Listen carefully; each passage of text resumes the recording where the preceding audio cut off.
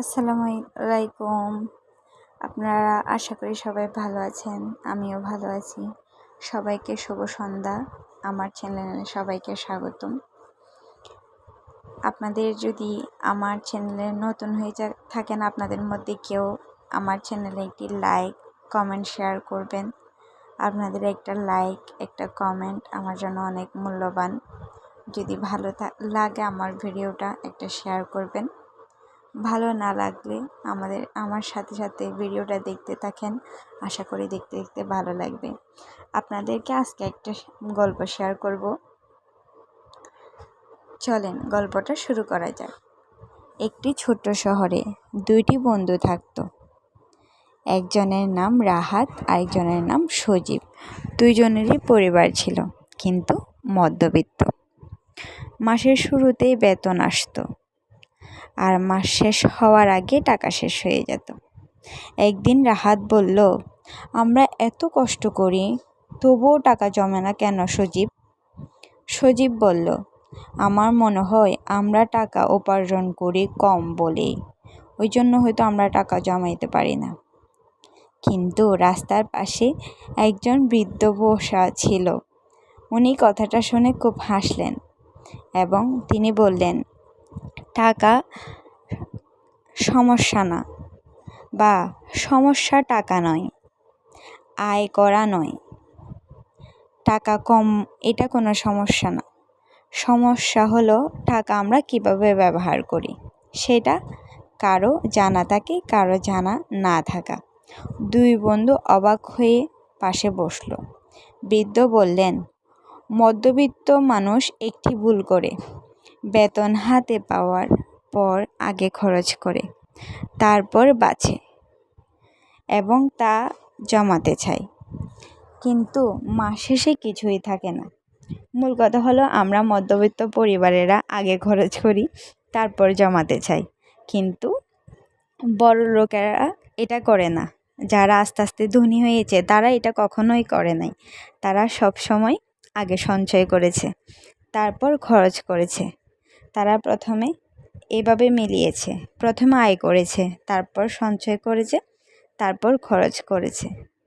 এভাবে তারা একদিন অনেক টাকা জমিয়ে বড় কোনো স্বপ্ন পূরণ করেছে।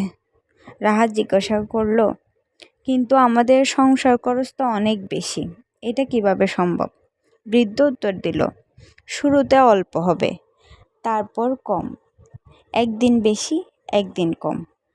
এভাবে তুমি একটা অভ্যাস তৈরি করো, দেখবে তোমার যখন অভ্যাসে পরিণত হয়ে যাবে টাকা জমানোটা, তখন তুমি আস্তে আস্তে এটাতে অভ্যস্ত হয়ে যাবে।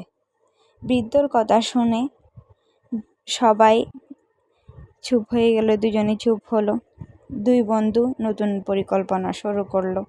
রাহাত প্রতি মাসে একটি অংশ আলাদা করে রাখতে লাগলো, অপ্রয়োজনীয় খরচ কমালো, নতুন কিছু শেখা শুরু করলো।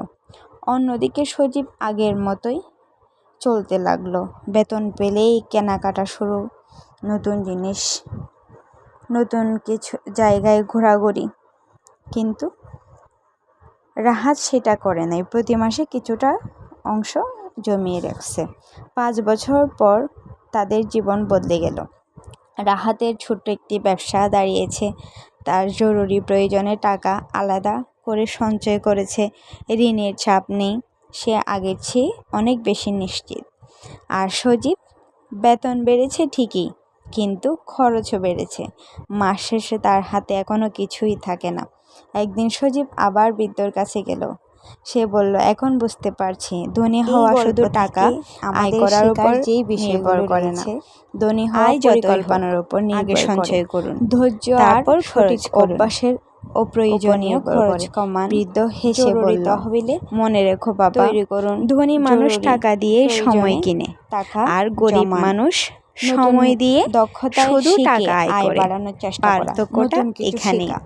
যেমন আমরা কোনো একটা জিনিস শিখবো, সেটা আবার প্রয়োগ করে ওখান থেকে টাকা ইনকাম হবে। শুধু টাকা জমিয়ে রাখা নয়, ভবিষ্যতে আয় বাড়াতে পারে এমন কাজে বিনিয়োগ করার কথা বাবা। অন্যের জীবন দেখে নয়, নিজের সামর্থ্য অনুযায়ী জীবন পরিকল্পনা করা। শেষে একটা কথাই বলতে চাই, মধ্যবিত্ত হওয়া কোনো সমস্যা নয়, পরিকল্পনা ছাড়া জীবন চালানো আসল সমস্যা। ছোট ছোট ভালো অভ্যাসই একদিন বড় পরিবর্তনের শুরু হতে পারে। আশা করি আপনাদের এই গল্পটা ভালো লাগছে। আমার রেসিপিটাও আশা করি আপনাদের ভালো লাগছে। আজ বাসায় তেমন কিছুই ছিল না, যা আছে তাই দিয়ে রান্না করলাম। আমরা মধ্যবিত্ত, আমাদের এভাবেই মানিয়ে চলতে হবে ইনশাল্লাহ। এই গল্পটা থেকে আমরা যা শিখলাম তা হলো, মানুষকে দেখানোর জন্য আমার ভালো খাবার খেতে হবে, ভালো পোশাক কিনতে হবে, ভালো জামা পরতে হবে, আইফোন কিনতে হবে, এটা শো অফের বিষয়। যদি আপনার প্রয়োজন না থাকে তাহলে ওই খরচটা বাদ দিয়ে টাকাটা জমা রাখুন। আমরা যখন ছোট থাকি তখন আমাদের বাবা মার টেনশন থাকে, কখন আমার বাচ্চাটা বড় হবে, পড়াশুনো করবে, টাকা ইনকাম করবে। আর আমরা যখন মা হই, বাবা হই, তখন আমাদেরও একই টেনশন হয়। আমি এখন একজন মা, এখন বুঝতে পারি আমার সন্তানের কী অভাব, আমার ভবিষ্যতে কী করতে হবে, ভবিষ্যৎ কী করলে আমার সন্তানেরা একটা সুনিশ্চিত জীবন পাবে। আমার মতো যারা নতুন ব্লগার আছেন, আশা করি আপনারা আমাকে সাপোর্ট করবেন, আমার এই ছোট্ট চ্যানেলে এগিয়ে যাওয়ার জন্য সাহস যোগাবেন।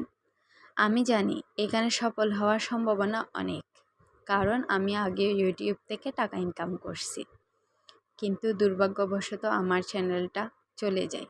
এই জন্য আমি এই রান্নার চ্যানেলটা আবার শুরু করি, কারণ আমি জানি এখান থেকে টাকা ইনকাম হবে।